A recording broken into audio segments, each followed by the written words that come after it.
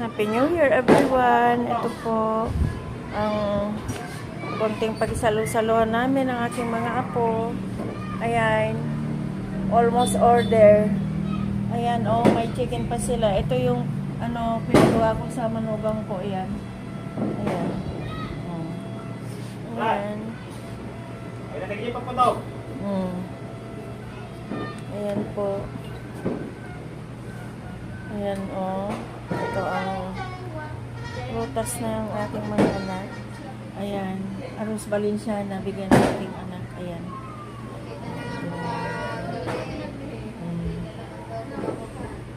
Ito.